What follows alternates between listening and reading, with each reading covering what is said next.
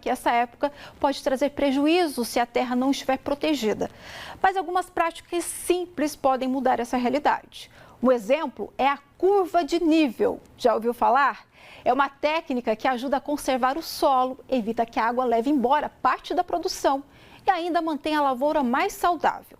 Como é isso na prática? A gente vai ver agora, porque lá na propriedade do seu Pedro tem curva de nível. Estamos em Poxoréu, sudeste de Mato Grosso, cidade que fica próxima a municípios como Rondonópolis, Primavera do Leste. E aqui atrás a gente tem um dos pontos turísticos mais conhecidos da região, que é o Morro da Mesa. E a gente veio até essa propriedade rural para conversar com o seu Pedro, para falar um pouco da história deles, o que eles produzem por aqui. Seu Pedro, para a gente começar, eu queria que o senhor explicasse há quanto tempo que vocês estão aqui nessa região? Tem mais ou menos uns 10 anos. Mexe com produção de mandioca, milho, farinha, criar galinha, criar porco. Vocês sempre foram daqui da região de Poxoréu mesmo? Fomos da região de Poxoréu. O seu Pedro, ele já é cliente da Empaer há 8 anos. Ele vem sendo assistido em diversas políticas públicas, a principal delas é o crédito rural. E há 3 anos o seu Pedro está trabalhando nessa área aqui, que ele está fazendo plantio de milho. Mas o ano passado ele teve bastante dificuldade com relação a erosões, que estavam gerando danos no seu solo, e ele não estava conseguindo produzir de maneira adequada. Como a gente observa aqui nessa área, ela tem um solo que tem um afloramento rochoso assim, bem exposto.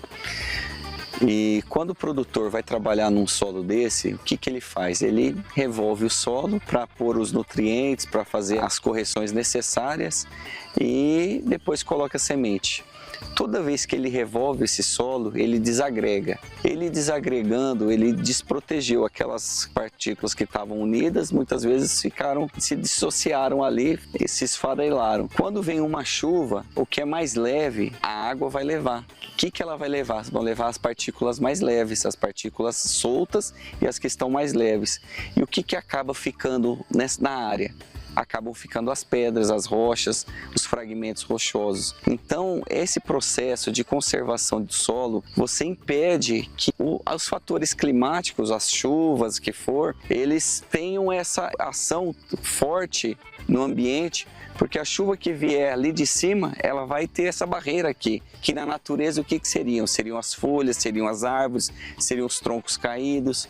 E aqui não, aqui como nós não temos isso daí, uma das práticas de conservação é justamente o que a gente pode fazer, são essas barreiras naturais.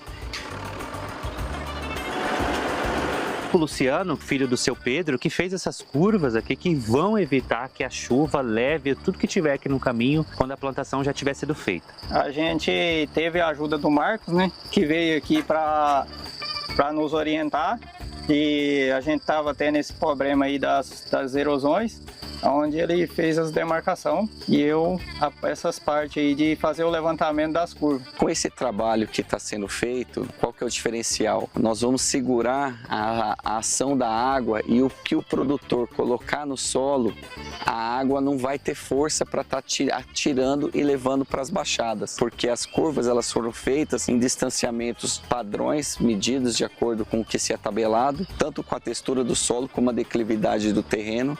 Pode ver que tem curvas aqui de diferentes distâncias uma da outra, justamente porque o terreno ele não obedece uma regra, ele é natural, ele tem essa inconsistência de relevo. Então as curvas elas trazem toda essa variância junto. Esse aqui é uma das formas que o produtor ele consegue diminuir a velocidade da água, no caso das chuvas, né, porque aqui é uma região que tem chuvas muito fortes, bem torrenciais mesmo, e diminuindo essa velocidade da água, elas não vão formar aquelas canaletas e aqueles pontos de erosão, as vossorocas, acarretando e levando todo o material para as partes mais baixas.